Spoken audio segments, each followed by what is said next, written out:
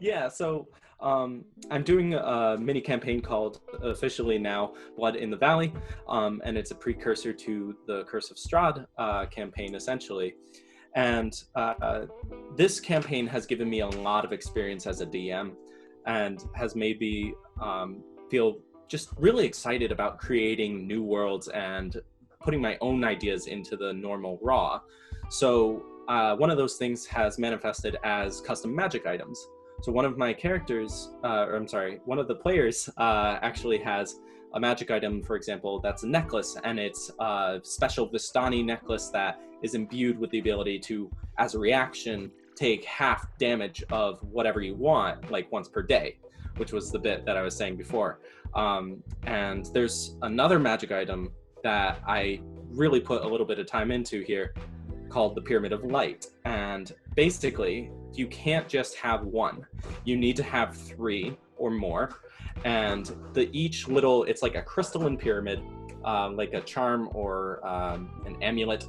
And as a reaction, those who hold the pyramid must be within 60 feet to do it.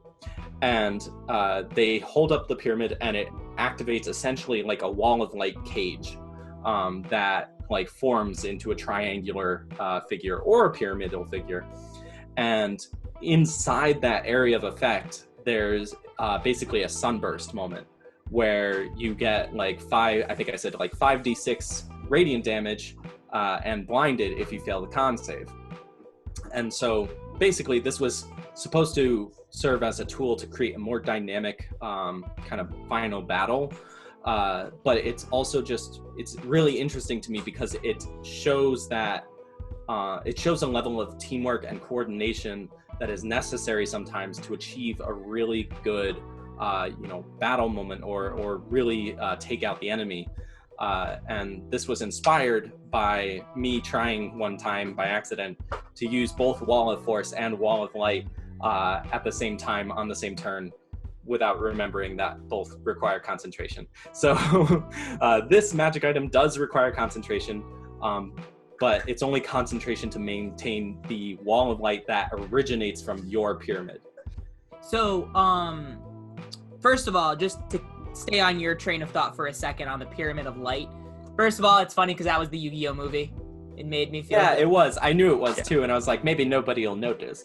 No, I definitely noticed, and it was 100% I was about it.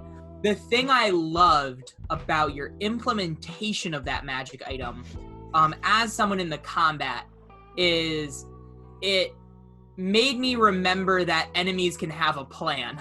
So basically, to like set the scene a little, what happened is we came upon these 2 hags. We knew there were 3 hags, but 2 hags basically like, we sacrifice souls for our evil plan. So as the party, of course, we're like, oh, let's stop them.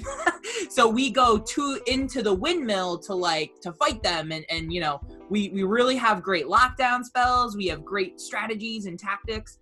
And the hags start going invisible. And we're like, oh, they must be cowards, or they're trying to reposition. And of course they are. They reposition as a triangle. And then Ian's like, they each take out a magic item. And I'm like, oh, we're in the middle of the of the triangle of death, the Bermuda Triangle here. And it was just cool because I could see from a DM's perspective, having fallen for the trap, how beautifully he set it up. Like, it's like, of course the players are going to rush in to try to fight the hags. Of course the hags are going to try to get them into one place where they can set up an AoE that that kind of squishes them in the middle. And it was just one of those things where it was timed perfectly, where it was like, oh man, and the magic item wasn't broken or anything. It was like super cool how conditional it was, and just how easily we fell for the conditions of it. It was, I really kind of loved that part of that encounter, because that was a cool encounter, because there was more than one enemy and they planned and coordinated with each other. And it really exemplified like a party versus party encounter, as opposed to a party versus one big bad guy with a bunch of resistances encounter. Well, thank you very much. First of all, I'm really glad you enjoyed it. Yeah. I was looking forward to that for a long time, to be honest. As soon as that night owls happened, where I was like, oh, I couldn't do that. That's right, but maybe I could do it with somebody else. And then I was like, oh, wait a minute. People can work together, Yeah. and it was really cool because it not only did it do like damage and blinded a few people, but it also works as a zoning tactic, because they can't you like the walls can be dispelled. Let's just start off with that. You can totally dispel the walls of light, but that takes your action. So the rest of the walls of light stay up even if you dispel one, and that means you can't see anybody outside the walls of light. You can't see what they might be doing, even though on the board, I was moving tokens and everybody could see that. But like realistically, you can't see through walls of light. So you have to dispel them or go around them. And the hags chose to maintain the walls of light as a zoning tool for the other big bad guy who was in the area. So that he could basically kind of take pot shots a little bit and fall back if he needed to, which ultimately he did. And it just, I was amazed how quickly the tides kind of turned in that battle, where the walls of light got set up and people are just like, I'm blind now, where am I? Because they're all inside the windmill. So Yeah. I was just so excited to do that. It was so cool. Oh, one of the most satisfying encounters in the first season of Night Owls, when we were still establishing, like, how does the game work and all this, was the party went into a city and they met up with other members of the Night Owls. They teamed up essentially to go figure something out, and they dealt with a very short encounter and figured out what to do, and then they stayed in that person's like home in this city, and then woke up to find it on fire. And they had, this other team were a bunch of turncoats, and they had left the city on fire. Like, they had sabotaged this whole thing, and the group had to chase them down, and they had a big fight on a bridge. And it was really cool, really satisfying, very creative ways of them getting to the bridge and seeing the traitors running on the bridge. So they had also the ability to knock people off the bridge, but this other team is another balanced party. So I had 5 people to manage who all had tactics. They've played with each other for a long time.